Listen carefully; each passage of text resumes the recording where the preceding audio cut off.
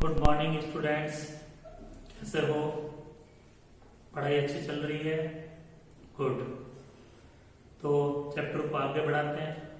Last topic में अपने अणु संकेतक के बारे में पढ़ा था। आज उसी के रिलेटेड थ्योरी का टॉपिक है, कोटि के बारे में पढ़ेंगे। ऑर्डर ऑफ रिएक्शन, अभिक्रिया की कोटि।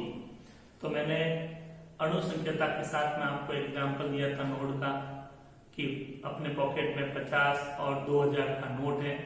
अपन दुकान पे जाते हैं, स्टेशनरी की दुकान पर, एक पेन खरीदते हैं 10 रुपए का, 2000 का नोट देते हैं, दुकानदार उसको चेंज नहीं करता है, और 50 का नोट देते हैं तो वो 10 रुपए काट के 10-10 के 4 नोट 40 रुपए आपको वापस दे देता है। तो आपकी जेब में कुल नोट थे 2। अभिक्रिया शुरू होती है उस समय, यानी प्रारंभ में आपकी जेब में 2 नोट थे। एक नोट से चेंज नहीं हुआ, दूसरा नोट, एक 50 का नोट था, वो चेंज हो गया। तो जिस नोट में परिवर्तन हुआ उसको अपन यहाँ कोटि के संदर्भ में लेंगे। जैसे 50 का नोट था, एक नोट का परिवर्तन हुआ तो ये 1 कोटि कहलाती है। 2 नोट चेंज होते हैं तो कोटि 2 हो जाती है।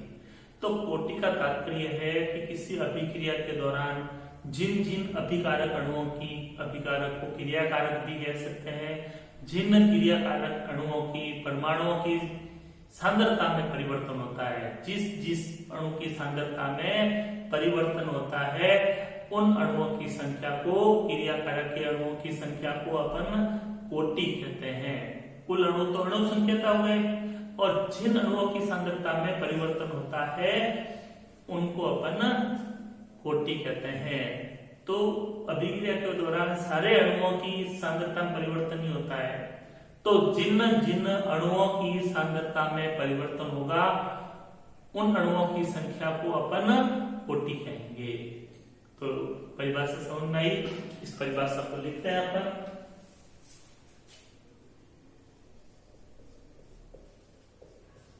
अभिक्रिया की कोटि, ऑर्डर ऑफ रिएक्शन।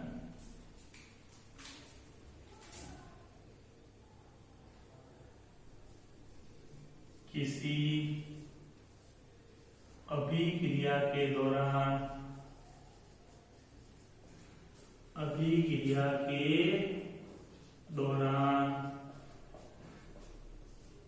जिन क्रियाकारक परमाणुओं या अणुओं की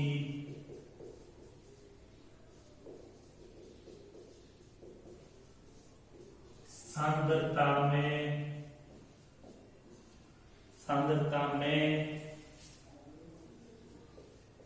परिवर्तन होता है, परिवर्तन होता है, उन क्रियाकारक के परमाणुओं या अणुओं की कुल संख्या को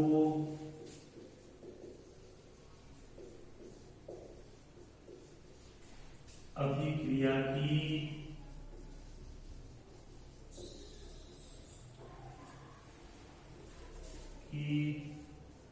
कोटि कहते हैं।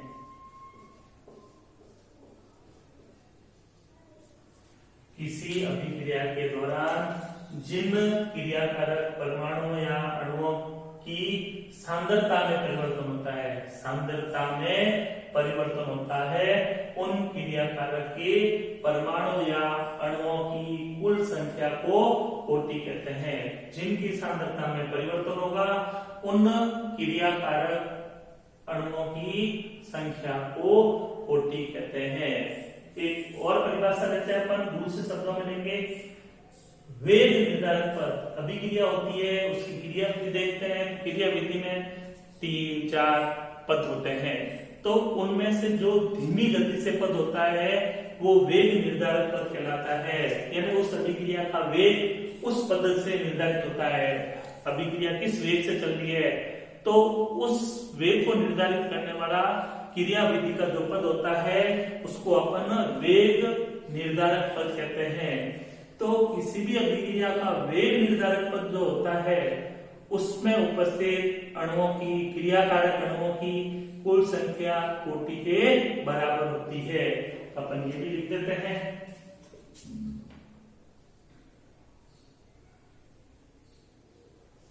किसी अन्य शब्द लिख सकते हैं अपन, अन्य शब्दों में किसी अभिक्रिया के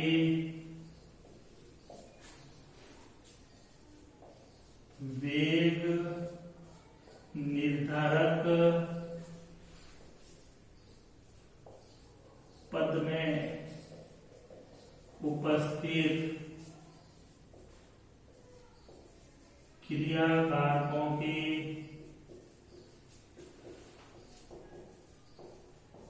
परमाणुओं या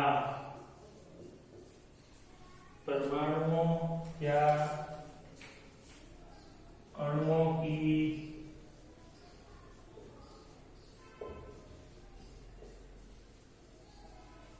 कुल संख्या को अभिक्रिया की कोटि कहते हैं।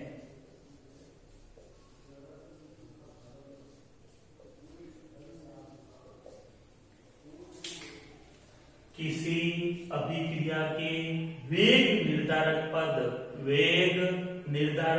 पद में उपस्थित क्रियाकारक के परमाणुओं या अणुओं की कुल संख्या को अभिक्रिया की कोटि कहते हैं।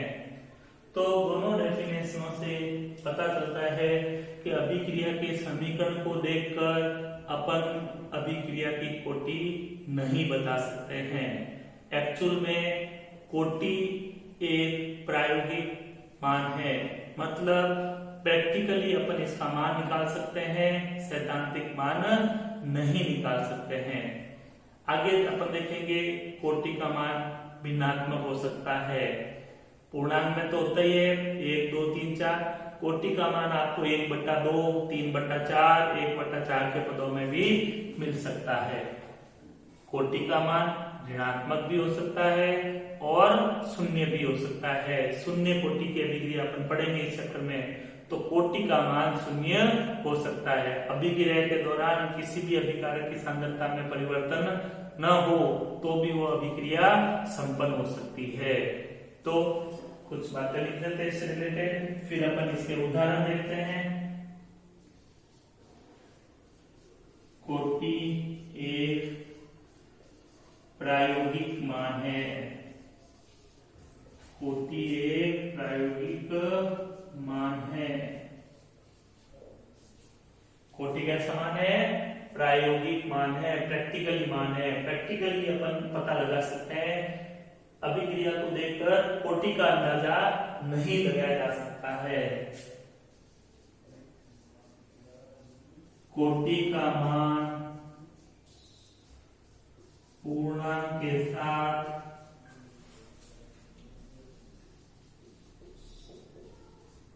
भिन्नात्मक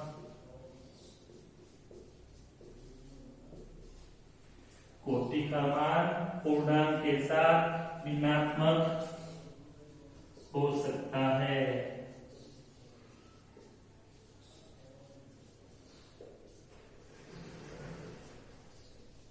कोटि का मान शून्य हो सकता है।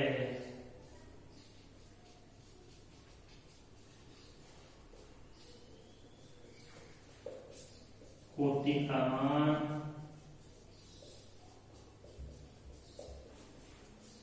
ऋणात्मक हो सकता है।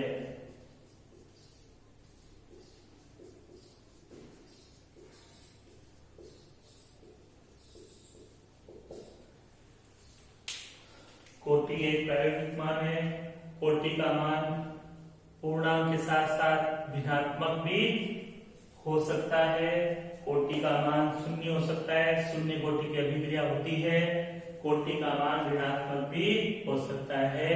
अभी उदाहरण में अपन देखेंगे। तो कोटि क्या होती है उसकी परिभाषा समझ में आ गई अपन को, तो ये परिभाषा याद करो, ठीक है। ये कोटि के बारे में कुछ बातें लिखी। अब अपन कुछ कोटि के एग्जाम्पल लिखते हैं। मैं आपको कुछ उदाहरण दे रहा हूँ, इन उदाहरणों को डायरेक्ट अपने को याद रखना है और उसी से अपन एग्जाम में पूछा जाए तो आंसर लिख सकते हैं कि इसकी कोटि क्या होगी। बाकी प्रैक्टिकली इनको सॉल्व किया जाता है, कोटि का मान पता लगाया जाता है।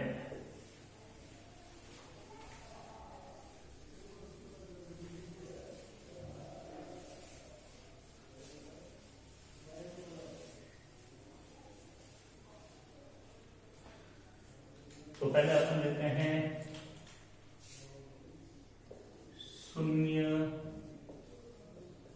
कोटि की अभिक्रियाओं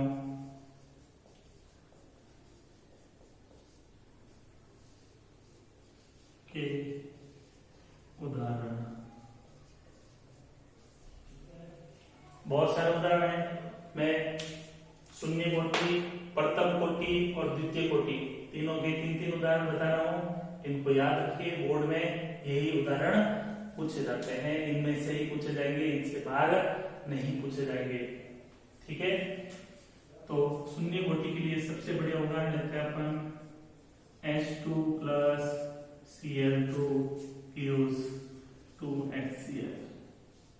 सूर्य के प्रकाश की उपस्थिति ले लेते हैं। H2 + Cl2 + 2HCl ये शून्य कोटि की अभिक्रिया है। 2PH3 मोलिब्डेनम की उपस्थिति और उच्च दाब की उपस्थिति ले लेते हैं। तो ये अभिक्रिया बनेगी 2P + 3H2। ये भी शून्य कोटि की अभिक्रिया है। 2NH3 अमोनिया, ये अभिक्रिया तो आप कई बार पढ़ चुके भी होंगे। टंगस्टन की उपस्थिति W, टंगस्टन उच्च दाब पर, ये बन जाएगा N2 + 3H2। तो ये तीन उदाहरण है शून्य कोटि की अभिक्रिया के, तो याद रखिए आपको, ठीक है। ऐसे पूछ सकते हैं शून्य कोटि अभिक्रिया का उदाहरण दीजिए, तो कोई भी लिख सकते हो। ये अभिक्रिया देती है 2NH3 N2 + 3H2। बताइए किस कोटि की अभिक्रिया है। याद ही रखना पड़ेगा, ये शून्य कोटि की अभिक्रिया है। बाकी अभिक्रिया को देख के अपन नहीं बता सकते हैं। फिर चलते हैं अपन प्रथम कोटि की अभिक्रियाओं के उदाहरण।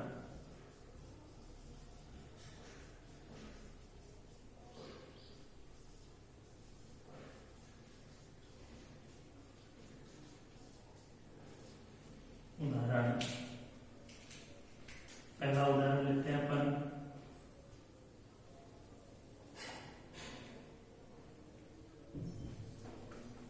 H2O2 + H2O + ½ O2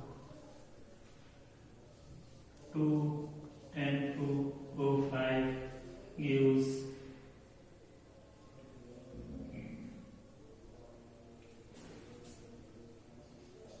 4NO2 + O2।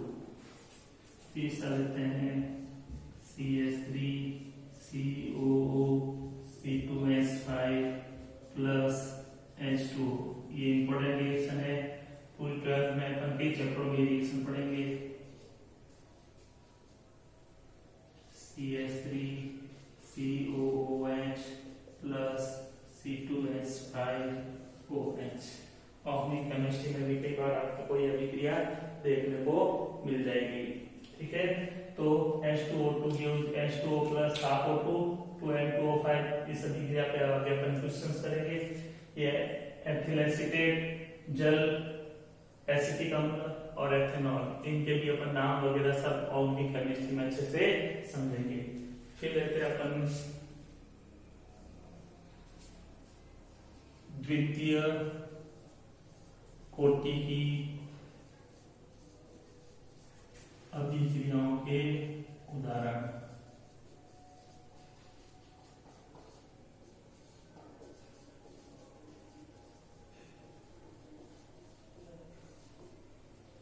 द्वितीय कोटि की अभिक्रियाओं के उदाहरण लेते हैं। पहले 2NHIDOs H2 plus I2, 2NO2 gives 2NO plus O2, NO plus O3 gives NO2 plus O2। ये द्वितीय कोटि की अभिक्रिया है, इनकी कोटि का मान 2 है। ये प्रथम कोटि की अभिक्रिया है, इनकी कोटि का मान 1 है। ये शून्य कोटि की अभिक्रिया है, इनकी कोटि का मान 0 होता है। तो इनको अच्छे से उदाहरणों को याद रखिए। क्लियर। इसके बाद में अपन एक चीज पढ़ते हैं। एक अपन ने बीच में कहीं वेग नियम पढ़ा होगा। क्या पढ़ा अपन है? वेग नियम। dx/dt बराबर k लिख के सांद्रता सक्रिय द्रव्यमान के पद लिखे। अगर ऐसा कोई पद मिल जाता है, व्यंजक मिल जाता है, तो उसके लिए चीज बताई गई है, थ्योरेटिकल बेसिक पॉइंट है कि किसी भी वेग नियम व्यंजक में सांद्रताओं के घातांकों का योग कोटि के बराबर होता है। अगर आपको वेग नियम का व्यंजक दिया जाता है तो उस समय सांद्रता के जितने भी पद है उनके ऊपर जो जो घातें लगी हुई है उन घातों का योग कोटि के बराबर होता है। इंपॉर्टेंट चीज है, बोर्ड में एग्जाम में पूछा भी जाता है। तो अब बात लिखते हैं अपन। किसी अभिक्रिया के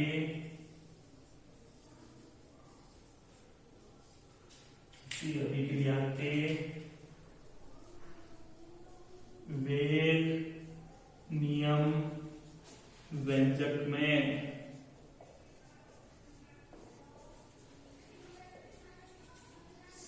सांद्रता पदों के में उपस्थित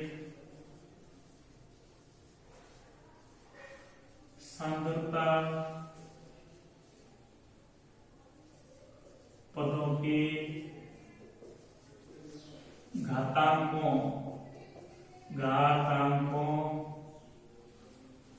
का योग कोटि के बराबर होता है। कोटि के बराबर होता है।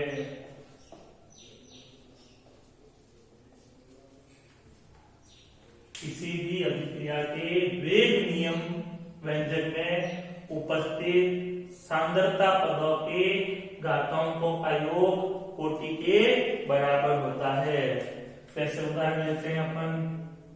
ये आपको दे दिया dx/dt बराबर k, a की पावर n1, b की पावर n2, c की पावर n3, कुछ भी दे सकते हैं। ये कहलाता है वेग नियम व्यंजक। अब इसमें देखो ये सांद्रता के पद है। ब्रैकेट में मैंने पहले भी बताया आपको, ब्रैकेट में हमेशा सांद्रता या सक्रिय द्रव्यमान को प्रदर्शित करते हैं। तो ये सांद्रता के पद है। ये इनकी घातें जिनको अपन घातांक कह सकते हैं। तो इन सबको जोड़ लेंगे तो इस अभिक्रिया के लिए ये जिस अभिक्रिया का भी वेग व्यंजक है उसकी कोटि का मान आ जाएगा। तो इसके लिए कोटि हो जाएगी n1 plus n2 plus n3। सभी घातांकों का योग कर लो, आपको कोटि प्राप्त हो जाएगी। dx/dt बराबर k, a की पावर 3/2, b की पावर 1/2, कुछ भी दे सकते हैं। ठीक है, दो पद भी दे सकते हैं, चार भी दे सकते हैं, अपने को कोई प्रॉब्लम नहीं। अगर वेग व्यंजक पद मिलता है तो उसमें जो भी सांद्रता के पद है उनके घातांकों का योग करना है। तो यहाँ पे कोटि बराबर हो जाएगा 3/2 प्लस 1/2 प्लस अब ले लेते हैं 2, 3 प्लस 1 4/2 बराबर 2। तो इसकी कोटि आ गई 2।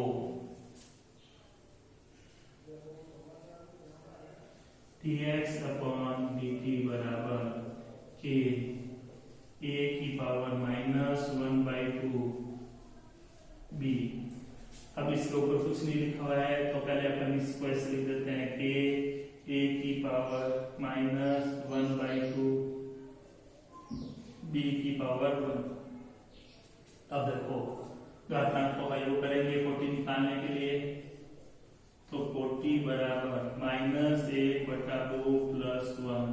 इसके नीचे कुछ नहीं है लिख दो, 2 लसब आ गया, -1 + 2 ये आ जाएगा 1/2। तो देखो कोटि का मान ऋणात्मक भी हो सकता है, यहाँ कोटि का मान 1/2 आ रहा है। एक और उदाहरण लेते हैं अपन, dx अपॉन dt बराबर k a की पावर 1/2 b की पावर -3/2। तो इसके लिए कोटि लिखेंगे अपन, ये आएगा 1/2 प्लस -3/2 1/2 -3/2।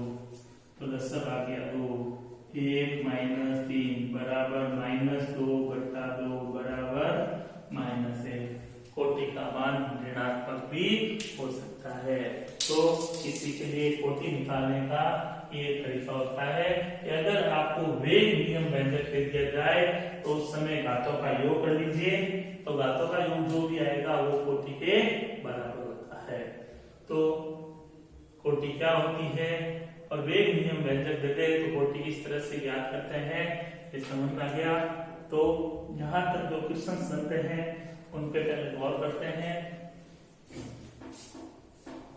क्वेश्चन नंबर 1, कोटि को परिभाषित कीजिए।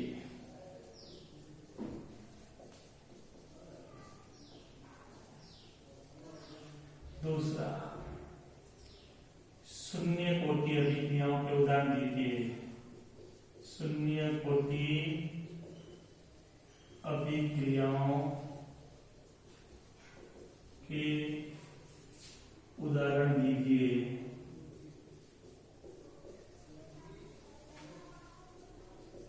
शून्य कोटि अभिक्रियाओं के उदाहरण लिखिए।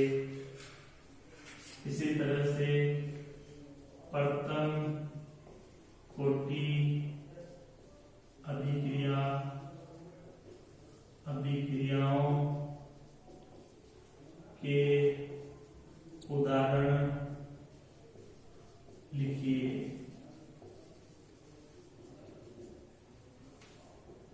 एक बनता है द्वितीय कोटि अभिक्रियाओं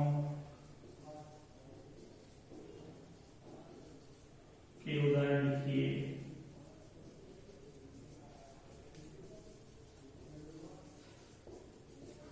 शून्य कोटि अभिक्रियाओं के उदाहरण लिखिए, प्रथम कोटि अभिक्रियाओं के उदाहरण लिखिए, द्वितीय कोटि अभिक्रियाओं के उदाहरण लिखिए। इनमें रिवर्स पूछा जा सकता है, उदाहरण देकर आपसे पूछ सकते हैं कि इसकी कोटि क्या होगी। एक इस टाइप का सवाल बनेगा, वेग व्यंजक dx अपॉन dt बराबर k a की पावर 1 b की पावर 1/2 के लिए कोटि का मान ज्ञात कीजिए। कोटि का मान ज्ञात कीजिए। क्वेश्चन वापस देख लीजिए। वेग व्यंजक dx अपॉन dt बराबर k a की पावर 1 b की पावर 1/2 के लिए कोटि का मान ज्ञात कीजिए। तो आप इस तरह से इसके लिए कोटि का मान ज्ञात कर सकते हो। तो होमवर्क में क्वेश्चन कीजिए। कोटि और अनुसंख्यता पे अच्छे सवाल बनते हैं, 2 अच्छे सवाल बनते हैं। तो वो 2 सवालों को लेकर मैं अगले वीडियो में आपके साथ में आऊंगा। तो अभी के लिए ये याद कीजिए। तो थ्योरी के टॉपिक है, अच्छे से इनको तैयार कीजिए।